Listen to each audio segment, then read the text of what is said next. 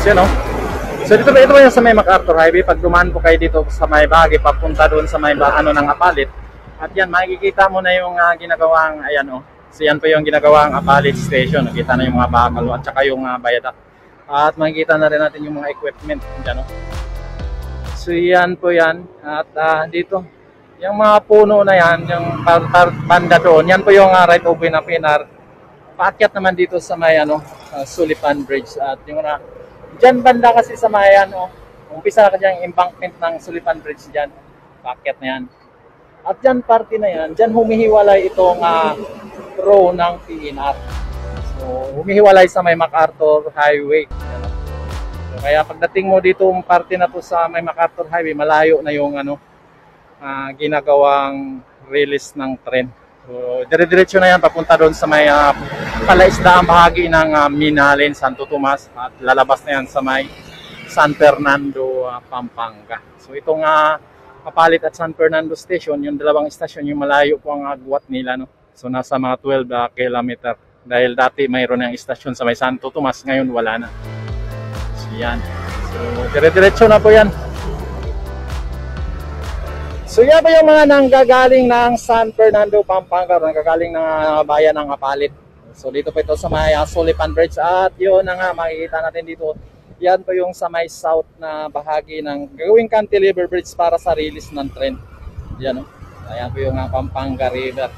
At ito naman po yung sa may south na side. Yung sa kabila, norte yung bahagi. So ito yung sa may south na poste or support nitong cantilever bridge. At makita nga natin dito na busy yung mga nagtatrabaho dito, yan o.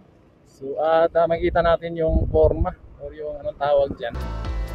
Yung molding, yan o.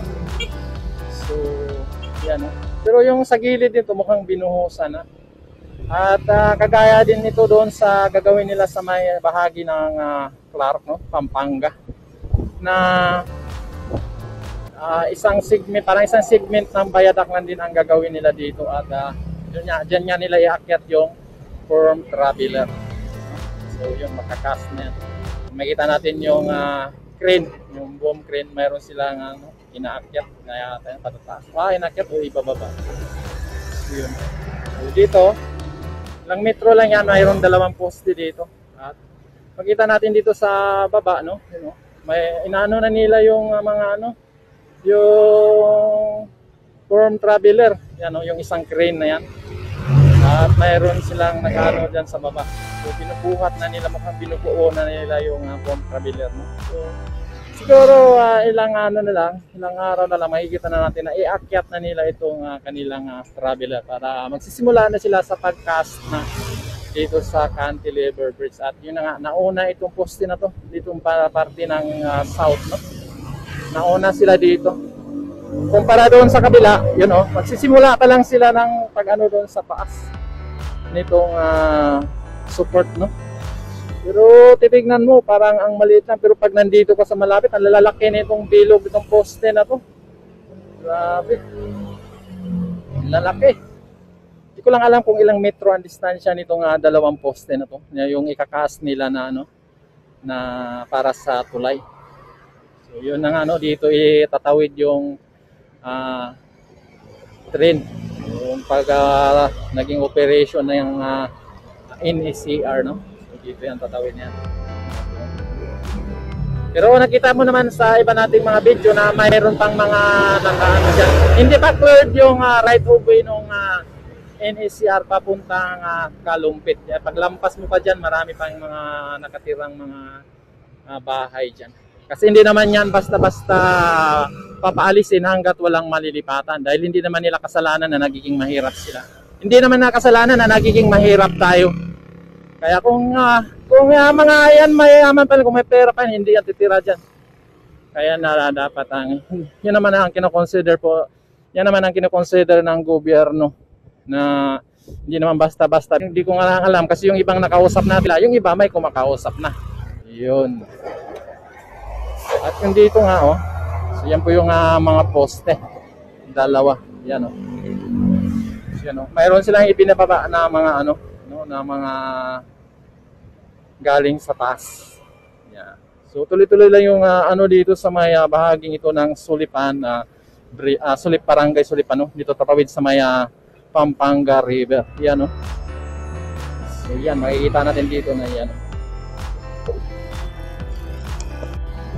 Kikita nga natin dito yung ano, yan, oh, ginagawang para sa release ng tren. Yung gagawing tulay nila dito, malaki ito. At yan na nga, oh. So, kitang-kita natin yung ongoing construction. At yan yung mga nagtatrabaho sa taas, busy-busy. Dahil masigla na ang araw, at kailangan din masigla sila sa kanilang trabaho para sa NSCR project. Ayan, oh. So, hindi na maitago itong gagawing kada mga daanan ng tren dito sa may bahagi ito ng Pampanga River. Ayan, oh. So, mataas-taas din itong tulay na gagawin nila dito. Ayan, makikita natin, oh. So, ito yung ginadaanan natin sa may Sulipan Bridge. Ayan, oh. Tinutodo na nila yung ano, sa may Cantilever Bridge, no? Yung paggawa ng dalawang support. At yan. Yung sa direksyon na po ito ng yan. Dahil mataas itong Sulipan Bridge, no? Mataas yung embankment yan, pababa na yan dyan. Pababa na yan, direksyon na yan. Yan, lapad. Dito sa kabila, ito yung luma, no? Yung lumang kulay, nandyan pa rin. Hindi pa din yung umulis yung luma. Pero bawal na padaanan.